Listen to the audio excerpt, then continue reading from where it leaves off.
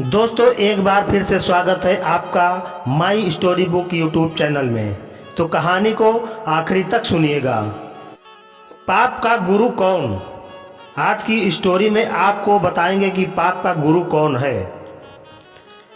एक पंडित जी कई वर्षों तक काशी में शास्त्रों का अध्ययन करने के बाद अपने गांव लौटे।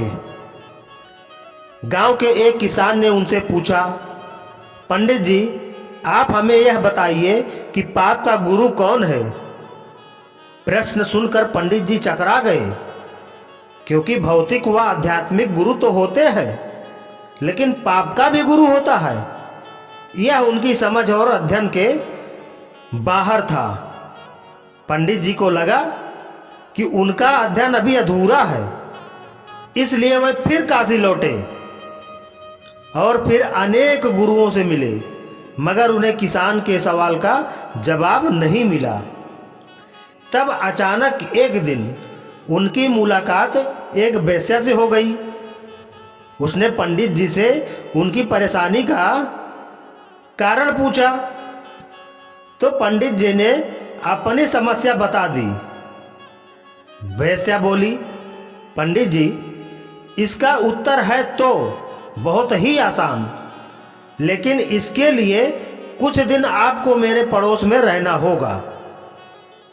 पंडित जी के हाँ कहने पर उसने अपने पास ही उनके रहने की अलग से व्यवस्था कर दी।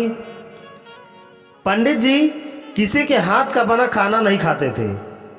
नियम, आचार और धर्म के कट्टर अनुयायी थे, इसलिए अपने हाथ से खाना बनाते और खाते। इस प्रकार से कुछ दिन बड़े आराम से बीत गए, लेकिन सवाल का जवाब अभी तक नहीं मिला था। एक दिन वेश्या बोली, पंडित जी आपको बहुत तकलीफ होती है खाना बनाने में, यहाँ देखने वाला तो और कोई है नहीं। आप कहें तो मैं नहा धोकर आपके लिए कुछ भोजन तैयार कर दिया करूं। आप मुझे यह सेवा का मौका दें तो मैं दक्षिणा में 5 स्वर्ण मुद्राएं भी प्रतिदिन दूंगी। स्वर्ण मुद्रा का नाम सुनकर पंडित जी को लोभ आ गया।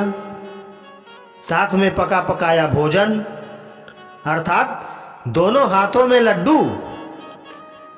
इस लोभ में पंडित जी अपना नियम, व्रत, आचार, विचार, धर्म सब कुछ भूल गए। पंडित जी ने हामी भर दी और वेश्या से बोले, ठीक है तुम्हारी जैसी इच्छा, लेकिन इस बात का विशेष ध्यान रखना कि कोई देखे नहीं तुम्हें मेरी कोठी में आते जाते हुए। वेश्या ने पहले ही दिन कई प्रकार के पकवान बनाकर पंडित जी के सामने परोस दिया, पर ज्यों ही पंडित जी खाने को तत्पर हुए, त्यों ही वेश्या ने उनके सामने से परोसी हुई थाली को खींच ली। इस पर पंडित जी क्रुद्ध हो गए और बोले, यह क्या मजाक है। तब वेश्या ने कहा, यह मजाक नहीं है पंडित जी, यही तो आपके प्रश्न का उत्तर है। यहाँ आने से पहले आप भोजन तो दूर किसी के हाथ का पानी भी नहीं पीते थे, मगर स्वर्ण मुद्राओं के लोभ में आपने मेरे हाथ का बना खाना भी स्वीकार कर लिया।